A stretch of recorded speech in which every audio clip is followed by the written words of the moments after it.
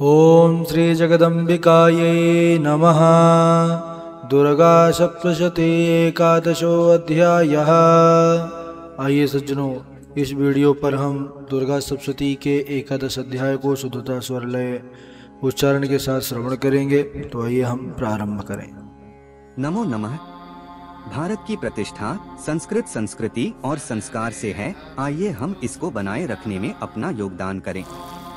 आप सभी सनातनी जन इस चैनल को सब्सक्राइब जरूर करें। एकादशो अध्यायः। ध्यानम्। ओम बालरविद्युतिमिन्दुकिरीटाम् तुङ्गकुचां नयनत्रययुक्तां स्मेरमुखीं वरदां कुशपाशा भीतिकरां प्रभजे भुवनेशीम्। ओम ऋषिरुवाच देव्याः ते तत्र महासुरेन्द्रेशेन्द्रासुरावन्निपुरोगमास्ताम् कात्यायनीं दुष्टुभुरिष्टलाभाद् विकासि वक्त्राब्ज विकासिताशाः। देवी प्रपन्नार्तिहरे प्रसीद प्रसीद मातर्जगतोऽखिलस्य प्रसीद विश्वेश्वरि पाहि विश्वं त्वमीश्वरी देवी चराचरस्य आधारभूता जगतस्त्वमेका महीस्वरूपेण यतस्थितासि अपां स्वरूपा स्थितया त्वयैतदाप्यायते कृष्णमलङ्घवीर्ये त्वं वैष्णवी शक्तिरनन्तवीर्या विश्वस्य बीजं परमासि माया सम्मोहितं देवि समस्तमेतत् त्वं वै प्रसन्ना भुवि मुक्तिहेतुः। विद्याः समस्तास्तव देवि भेदाः श्रियः समस्ताः सकला जगत्सु त्वयैकया पूरितमम्बयैतत् का ते स्तुतिस्तव्य परा परोक्तिः। सर्वभूता यदा देवी स्वर्गमुक्तिप्रदायिनी त्वं स्तुता स्तुत एका वा भवन्तु परमोक्तयः। सर्वस्य बुद्धिरूपेण जनस्य हृदि संस्थिते स्वर्गापवर्गदे देवी नारायणि नमोऽस्तुते। कलाकाष्ठादिरूपेण परिणामप्रदायिनी विश्वस्योपरतौ शक्ते नारायणि नमोऽस्तुते। सर्वमङ्गलमङ्गल्ये शिवे सर्वार्थसाधिके शरण्ये त्र्यम्बके गौरी नारायणि नमोऽस्तुते। सृष्टिस्थितिविनाशानां शक्तिभूते सनातनी गुणाश्रये गुणमये नारायणि नमोऽस्तुते। शरणागतदीनार्तपरित्राणपरायणे सर्वस्यार्तिहरे देवी नारायणि नमोऽस्तुते। हंसयुक्तविमानस्थे ब्रह्माणि रूपधारिणि कौसाम्भाचरिके देवी नारायणि नमोऽस्तुते। त्रिशूलचन्द्राहिधरे महावृषभवाहिनी माहेश्वरी स्वरूपेण नारायणि नमोऽस्तुते। मयूरकुक्कुटवृते महाशक्तिधरे नघे कौमारी रूपसंस्थाने नारायणि नमोऽस्तुते।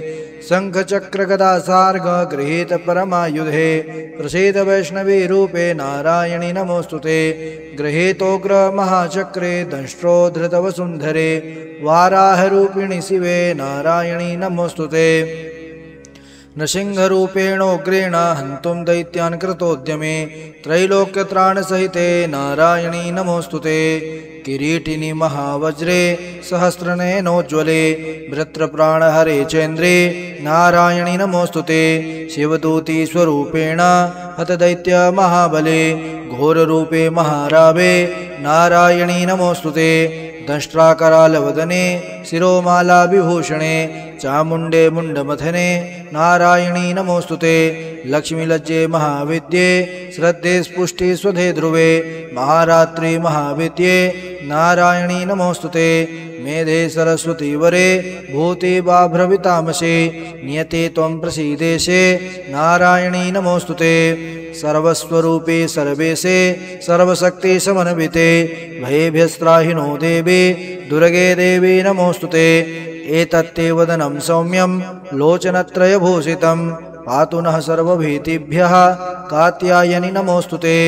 ज्वालाकरालमत्युग्र मशेषासुरशोधनं त्रिशूलं पातु नो भीतेर्भद्रकाली नमोऽस्तुते हिनस्ति दैत्यतेजांसे स्वनेनापूरया जगत स घण्टा पातु ने देवी पापेभ्यो नः सुतानि वा असुरासृगवसा पङ्क चर्चितस्ते करोज्ज्वलः शुभाय खड्गो भवतु चण्डिके त्वां नता वयम् रोगान् शेषान् पहंसि तुष्टा रुष्टा तु कामान् सकलानभीष्टान् त्वामाश्रितानां न विपन्यराणां त्वामाश्रिताः श्रयतां प्रयान्ति एतत् कृतं यत् कथनं त्वयाद्य धर्मद्विषां देवी महाशुराणां रूपैरनेकैर्बहुधात्ममूर्तिं कृत्वाम्बिके तत् प्रकरोति कान्या विद्यासु शास्त्रेषु विवेकदीपे स्वाद्येषु वाक्येषु च का त्वदन्या मम त्वकरतेति महान्धकारे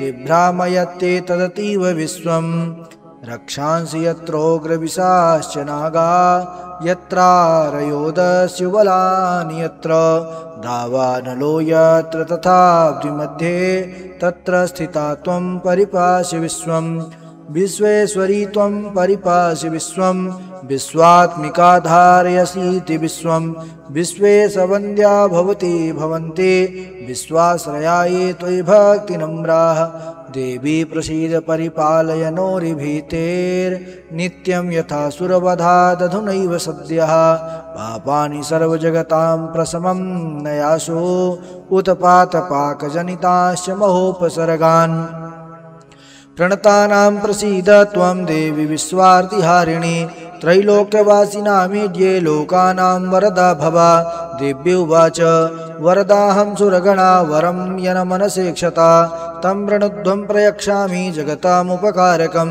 देवाऊचुः सर्वाबाधा प्रशमनं त्रैलोक्यस्याखिलेश्वरी एवमेव तया कार्यम् असमदवैरीविनाशनं देव्य उवाच वैवस्वतेऽन्तरे प्राप्ते अष्टाविंशतिमे युगे शुम्भो निशुम्भश्चैवान्या बुत्पत्स्येते महासुरौ नन्दगोपगृहे जाता यशोदा गर्भसम्भवा ततस्तौ नाशिष्यामि विन्ध्याचलनिवासिनी पुनरप्यति रौद्रेण रूपेण पृथिवीतले अवतीर्य हनिष्यामि वैप्रचित्तांस्तु दानवान् भक्षयन्ताश्च तानुग्रान् वैप्रचित्तान् महासुरान् रक्तादन्ता भविष्यन्ते दाडिमी कुसुमोपमाः ततो मां देवताः स्वर्गे मर्त्यलोके च मानवाः स्तुवन्तो व्याहरिष्यन्ते सततं रक्तदन्तिकां भूयश्च शतवार्षिक्या मनावृष्ट्या मनम्भसे मुनिभिः